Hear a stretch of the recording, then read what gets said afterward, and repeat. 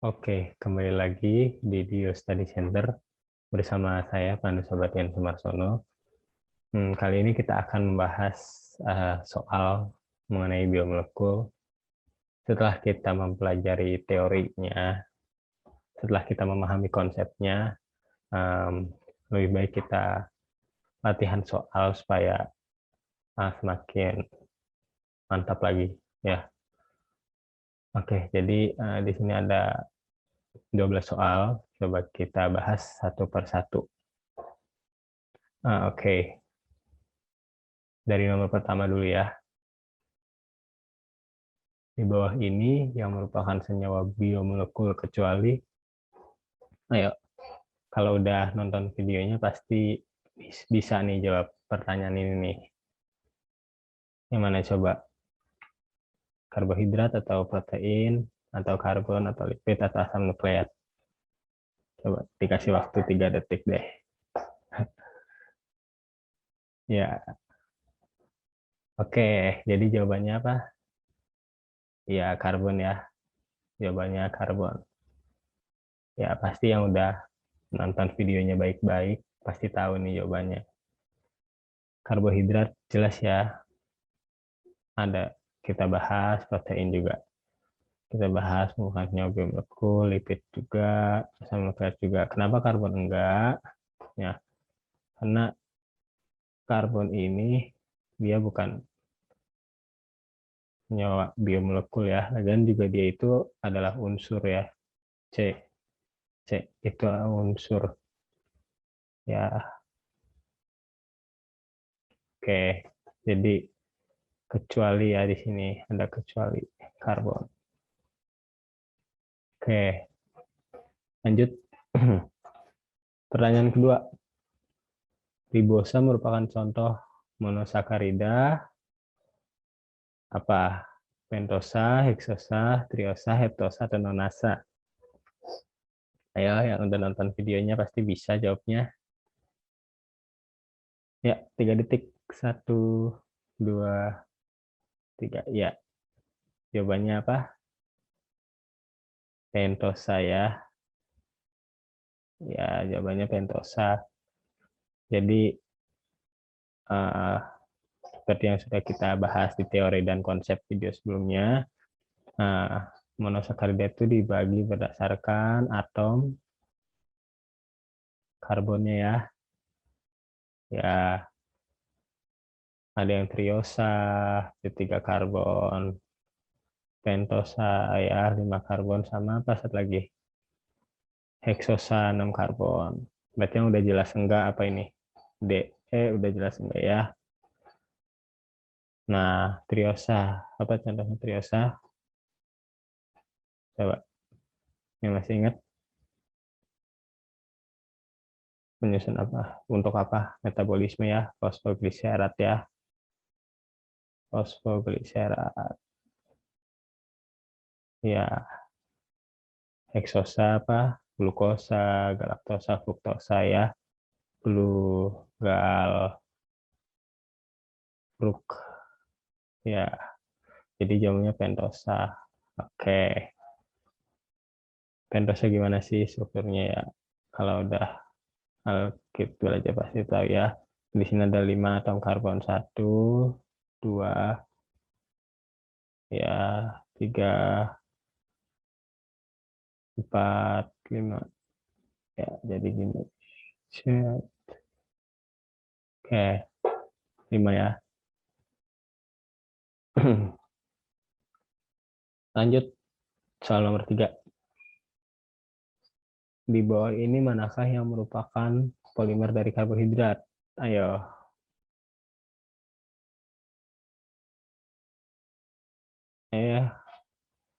Siapa yang masih ingat? 3 detik. Selulosa atau fosfolipid, kolesterol atau asam amino atau DNA? Oke, jawabannya selulosa ya.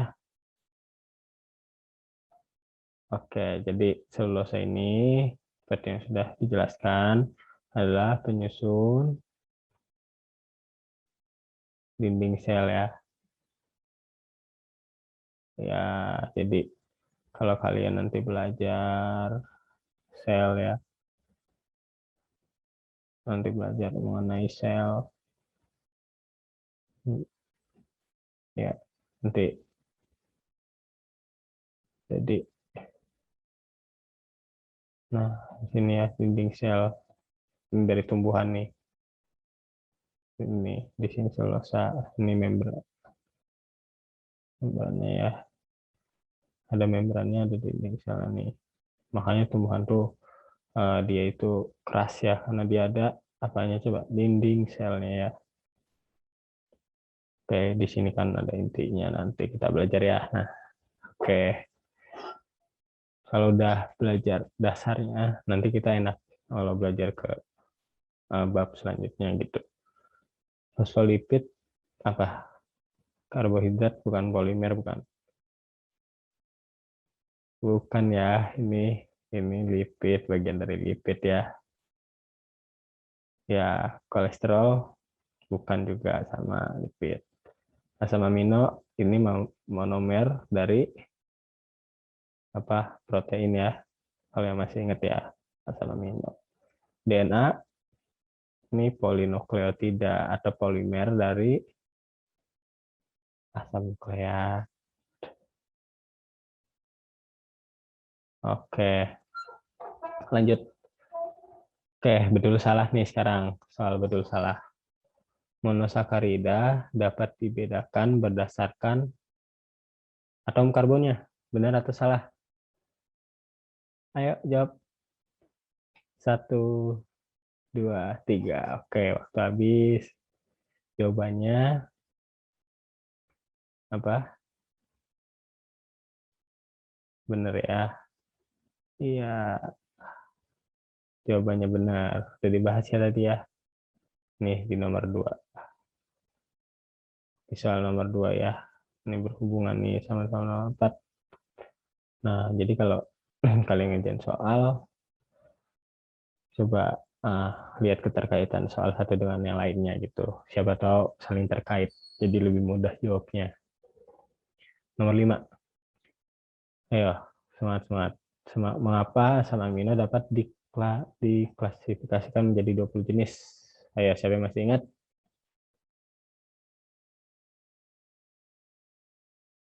Apakah karena gugus karbon? Apakah karena OH-amin? Apakah karena gugus amina? Apakah karena gugus karboksil? Atau karena terdapat gugus R? Ya, coba jawabannya apa? Oke, coba kita buat strukturnya ya, kayak gimana coba. Asam amino yang masih ingat strukturnya, di tengah apa? Atom, ya unsur atom karbon. Terus di sebelah sini apa? Ikatan apa? Karboksil. Ya, yang masih ingat ya. Di sini apa? Amina ya. Nah, di sini apa? Gugus R. Oke, kita bahas satu-satu. Karena terdapat gugus karbon. Di struktur emang ada, ya, tapi nggak gugus sih. Salah ya, karena bukan karena karbonnya asam amino menjadi 20 jenis ya. Salah, karena gugus OH-amin.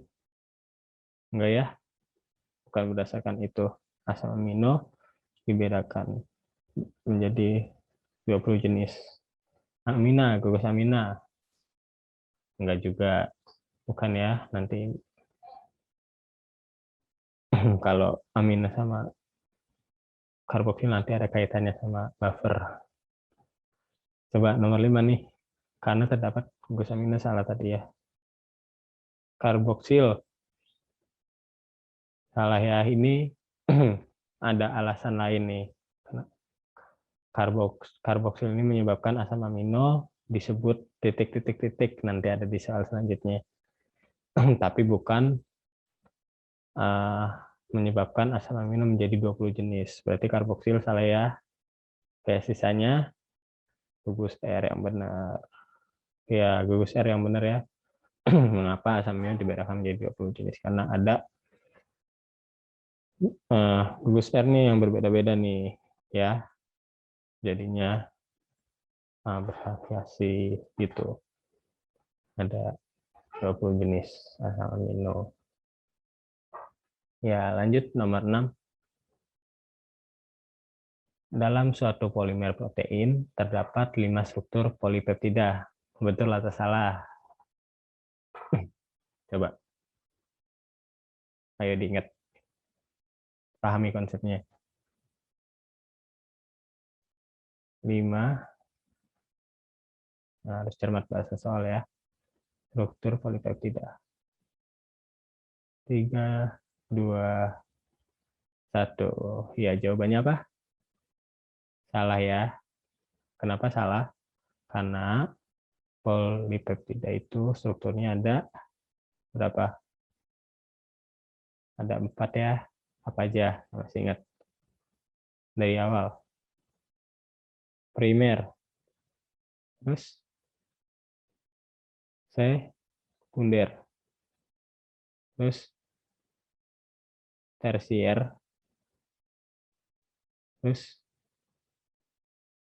kuartanal. Oke. Nih, kuartanal ini contohnya hemoglobin ya. Ya, lanjut. Nomor 7. Oke. Jika dilihat dari struktur asam amino, mengapa asam amino disebut asam? Nah, ini struktur asam amino. Ayo, buat cepet. Cep. Ya, oke. Ini ya. Kalian nanti lama-lama terbiasa buat strukturnya nih.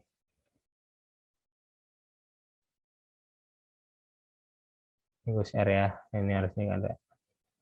Nah, karbon itu ada 4 ikatan ya. Ini harus ada lagi ini.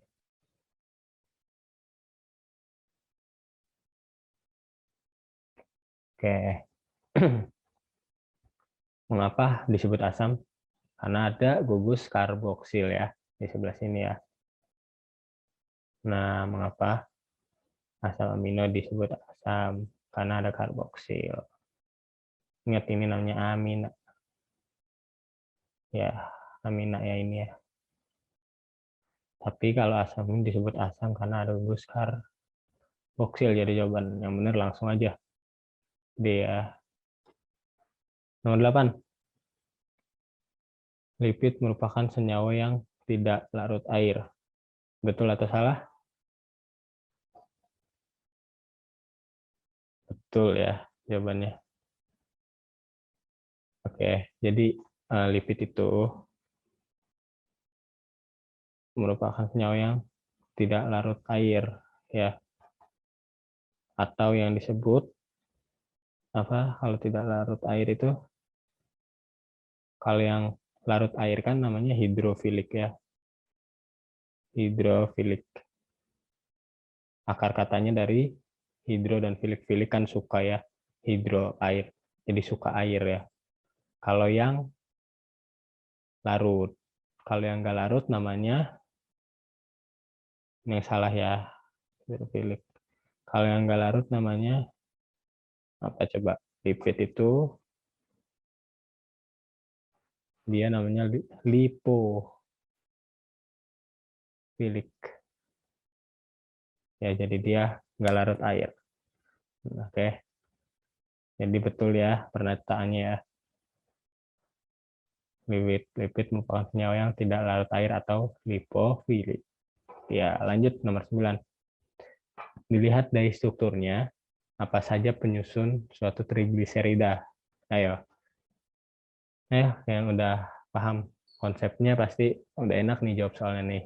Trigliserida. Oke, kita gambar dulu strukturnya ya. Trigliserida. Kita gambar.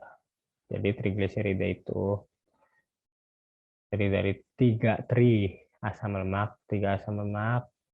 ya. Dan ada satu gliserol nih, gliserol. Ini 3 asam lemak. Oke. Bisa ya dari namanya ya. Ingat ya. Oke. Jadi yang benar yang mana? Asam amino ini penyusun monomer protein, udah jelas salah. Asam nukleat jelas salah. Ya, dia bukan bagian dari trigliserida. Coba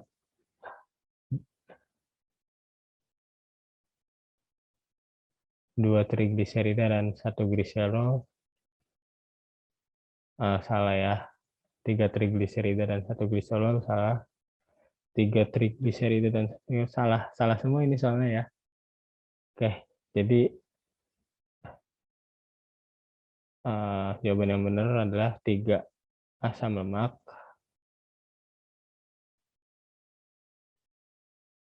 dan 1 gliserol.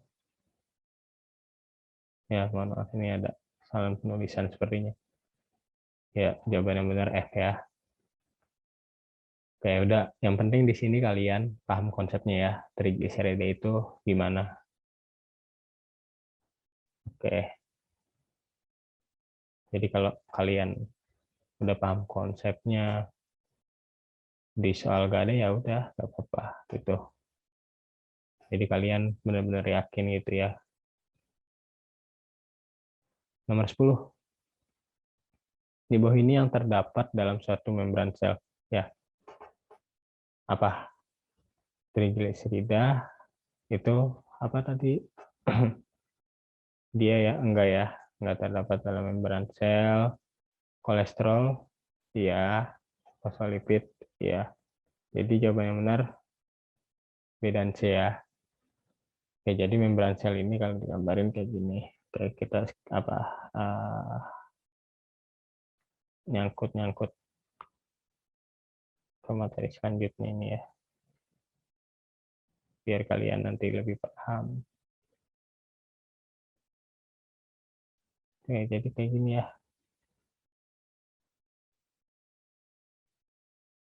Kayak korek api dia. Nah, jadi ini nih fosfolipid nih kalau di membran sel kayak gini. Dia itu namanya bilayer ya. Atau ada dua lapis nih. Lapis dua nih. Ya. Nah, kolesterolnya di mana? Kolesterolnya itu dia ada di antara. Oke. Nah, dia ini sebagai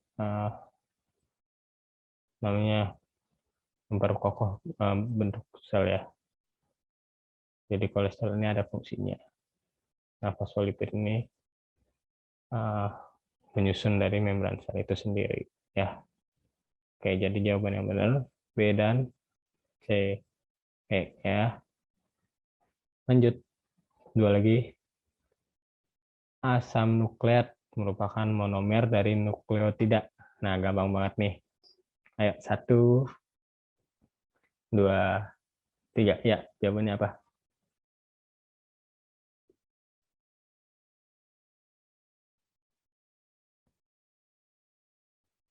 Apa? Ayo, jangan kejebak ya. Jawabannya salah. Ayo, kenapa? Karena ini kebalik. Ya, kebalik. Oke, jangan kejebak nih. Ini kebalik. Nukleotida harusnya merupakan monomer dari asam nukleat. Oke, ya hati-hati baca soal ya. Jawabannya salah ya. Jawabannya salah. Lanjut. 12. Terakhir, coba. DNA merupakan suatu polinukleotida yang mempunyai struktur double helix. Nah, ini udah pernah dijelasin juga nih di teori dan konsep video sebelumnya mengenai biomolekul. Jawabannya apa? Betul ya. Jadi dia strukturnya kayak gini. Double helix.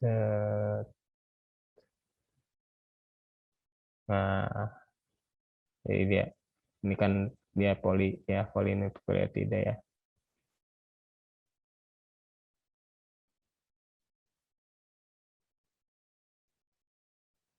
Nah, ini ada ikatan nih antar basa nitrogen nih. Ya, jadi bentuknya seperti itu. Ya, nah kalau RNA itu single ya, dia sendiri, dia single stranded ya. Oke. Buat DNA yang bagus dong ya. Oke, dibuat ya, biar kalian lebih kebayang.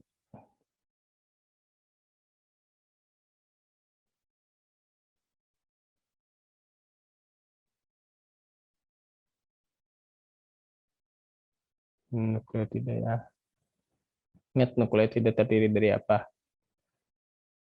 Fosfat, gula ribosa, sama basa nitrogen. Nah, ini ada ikatannya antar basa nitrogennya nih di tengah-tengah nih. Ya, kalian kalau searching aja DNA pasti gambarnya seperti ini nih, double helix. Ya, oke. Segitu aja bahasan soal mengenai latihan soal biomolekul. Ya, semoga melalui latihan ini kalian lebih paham ya, lebih paham mengenai uh, dasar ya dari biomolekul ini. Semoga ilmu yang disampaikan dapat bermanfaat. Terima kasih.